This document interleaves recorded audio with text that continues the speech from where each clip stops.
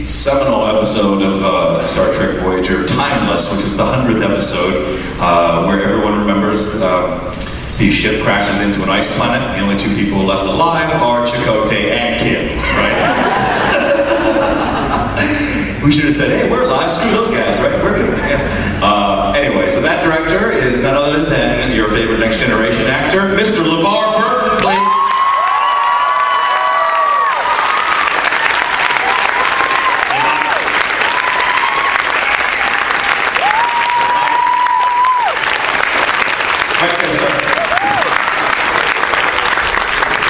All right, very good.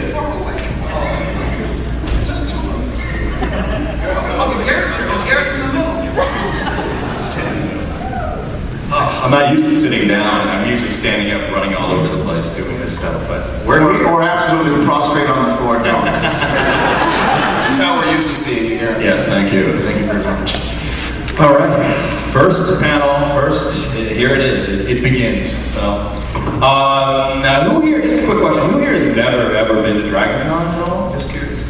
Wow, look at all those versions. There are quite a few out there. Well, welcome to, in my estimation, one of the most fantastic conventions you could possibly attend in this country.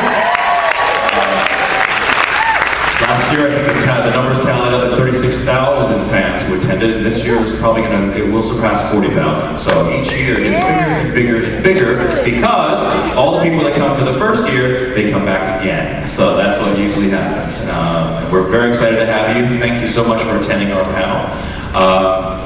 And without further ado, maybe we can start with any questions for Mr. Burton or Mr. Beltran or myself.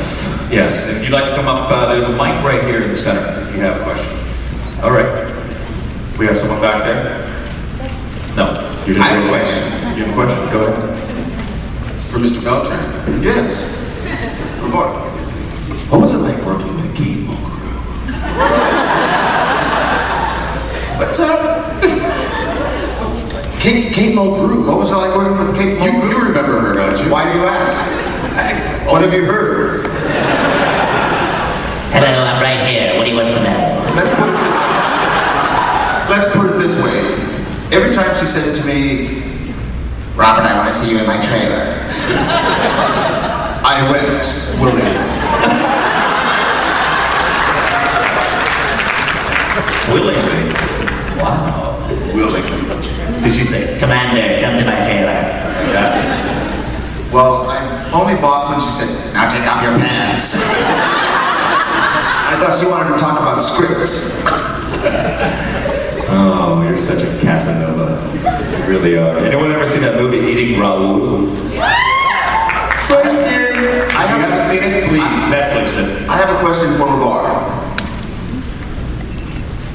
Does the son of a bitch look great or what?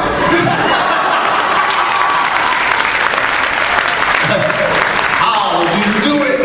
Let's just say that LeVar has looked like this since 1982. He hasn't changed one freaking bit, okay? Unbelievable. Is it Oriental Pearl Cream? What's going on here? What's keeping the youth here? It's a combination of genes. My mother and father are both remarkably youthful, in their late 70s. And I guess I just feel right. There you go. Pharmaceuticals help. But genetics began it all. Yes, that's my story, and I'm sticking to it. Yes, first question.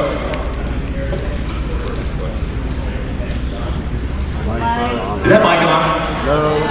That mic is not on. Tech ops, center mic, please. Hey, you can hear me. I'd like to thank you all for coming, and Garrett, thank you for all the effort that you put in for this. Garrett is a credit to humanity. Let's hear it for Garrett. Well,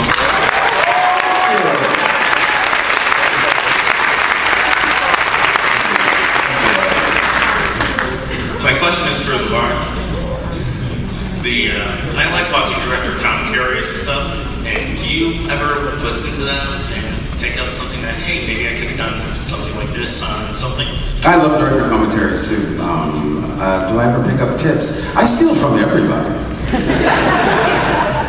I love listening to Josh Whedon's commentaries. Have you ever heard any of his? I have not, no. Oh, I highly recommend it.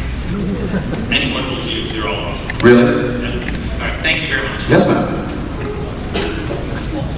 I have a question for all three of you. Could you give us sort of a synopsis of what are some of your current works that you're working on? And specifically to Garrett, how did you become the new director of Trek Track? Okay. Let's go this way. LeVar, what's some stuff you've been working on? Wow. I guess the main point of focus is right now, and has been since February, building the company that will be the entity that relaunches Reading Rainbow Online.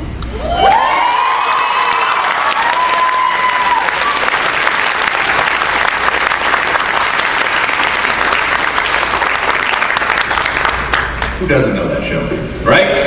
Everyone here probably grew up on that show, yes? I know I did.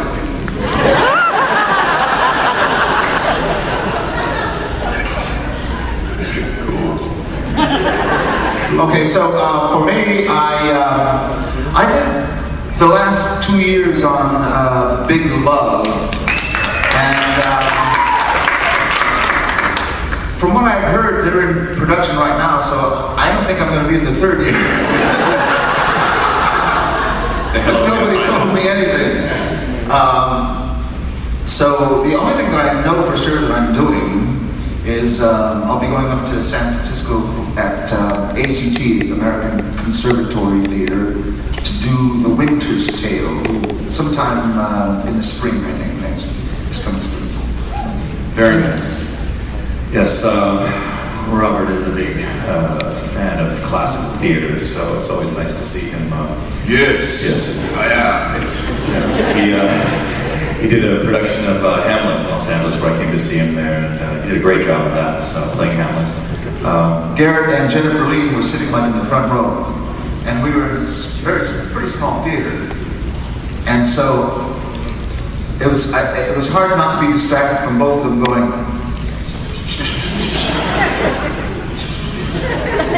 And I asked them after the show what they thought of the play. They didn't remember anything. Oh, that's so not true. I was in the audience and I just quickly blurted out, "Shield down to 70%, Commander."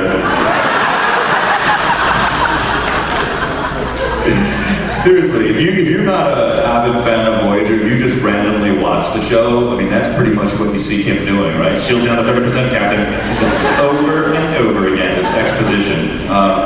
Lately, I've actually taken a bit of a break from acting, so the things that I've done recently in the last 5 or 6 years have been really pretty much favors for people. I did Star Trek of Gods and Men, an independent Star Trek film, for those of you who've seen that. And most recently, just randomly, the casting director for Family Guy called me in for an audition, which I booked. They were actually recasting the role. So I did a guest voice on Family Guy, which is probably coming out, I don't know, in a few months. I'm playing the owner of the Chinese laundry. Oh yeah, it pokes fun at every single stereotype against Asians that you can possibly think of, so watch that, it'll be interesting. Why don't you just tell everybody you're Mexican? I can't. You already told me that. This is so fun. You remember when you got your first action figure, right? Oh, I do. Okay. Yes. It's a momentous occasion when you get your action figure. For us, it took about a year for them to come out with it.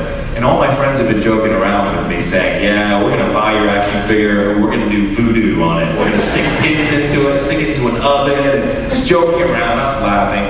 And there was some anticipation, you know, like, oh, what's it going to be like? I remember the day that merchandising came over to our trailers on the Paramount set. They knocked on my door and said, hey, we're here from licensing. We just want to show you your brand new action figure.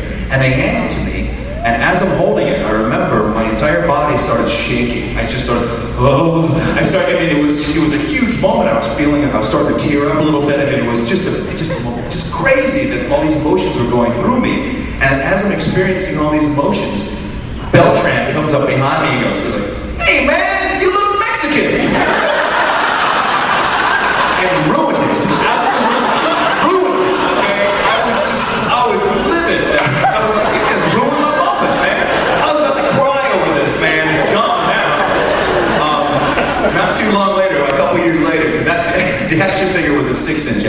action figure, the first one. Then they came out with the 12-inch one, which had clothing on it. You know that one, the bigger one? You mean the 6-inch one was naked?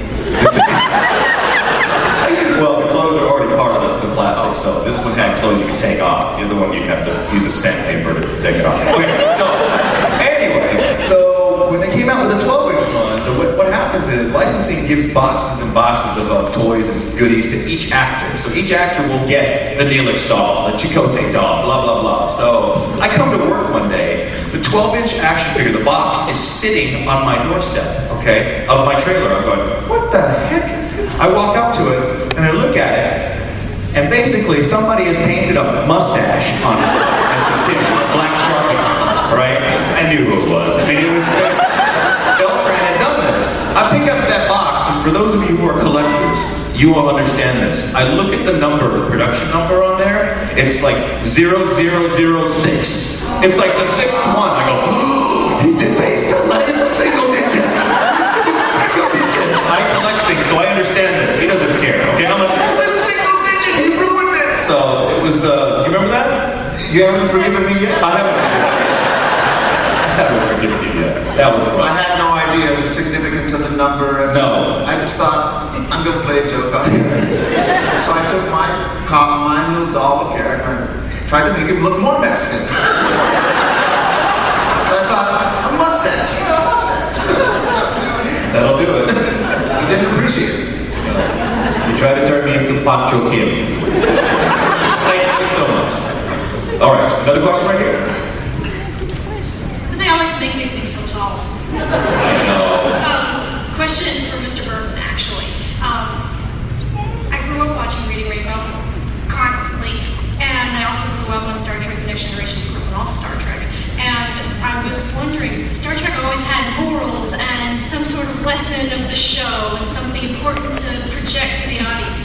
So, what do you see in common between your work on Reading Rainbow to try to get out something important to society and what you portrayed on Star Trek? Because honestly, Geordi was one of my favorites.